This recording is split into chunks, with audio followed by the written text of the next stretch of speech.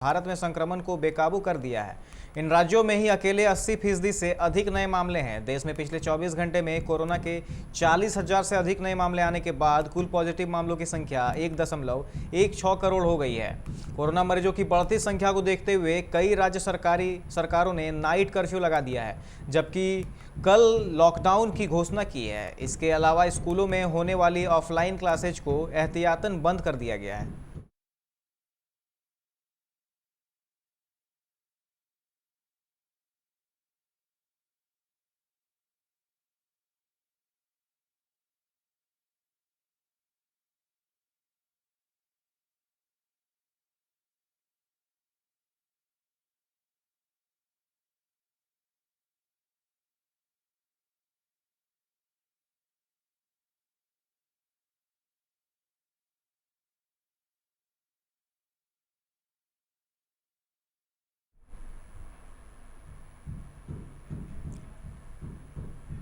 भाजपा अध्यक्ष जेपी नड्डा ने असम में होने जा रहे विधानसभा चुनाव के लिए पार्टी का घोषणा पत्र जारी कर दिया है।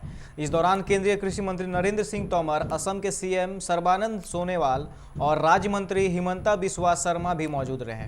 126 सीटों वाली राज्य विधानसभा के लिए 3 चरणों में मतदान कराए जाएंगे। इस दौरान नड्डा ने कहा कि हम असम की सुरक्षा के लिए सही एनआरसी पर काम करेंगे। हम वास्तविकता भारतीय नागरिकों की रक्षा करेंगे और घुसपैठियों का पता लगाकर अहोम सभ्यता को सुरक्षित रखेंगे। असम के राजनीतिक अधिकारों की रक्षा के लिए हम परिसीमन प्रक्रिया को गति देंगे। प्रधानमंत्री नरेंद्र मोदी की अध्यक्षता में संसद परिसर में चल रही भाजपा संसदीय दल की बैठक समाप्त हो गई है। इस बैठक में केंद्रीय मंत्री राजनाथ सिंह, निर्मला सीतारमण समेत कई कैबिनेट मंत्री मौजूद रहे हैं। पहले संसदीय दल की बैठक 17 मार्च को होनी थी, लेकिन हिमाचल प्रदेश के मंडी से पार्टी के सांसद राम स्वरूप शर्मा ने निधन के कारण इसे रद्द कर दिया गया था। बता दें कि इससे पहले कोरोना महामारी के कारण लगभग 1 साल बाद 10 मार्च को साप्ताहिक भाजपा संसदीय दल की बैठक हुई थी। पीएम मोदी ने पिछली बैठक के दौरान भाजपा के सांसदों को देश की आज़ादी के 75 साल मनाने की सरकार की योजनाओं की जानकारी दी थी। इस दौरान प्रधानमंत्री ने सांसदों को दोनों सदनों में उपस्थित रहने और कार्यवाही में भाग लेने और अनुशासन बनाए रखने के लिए कहा था।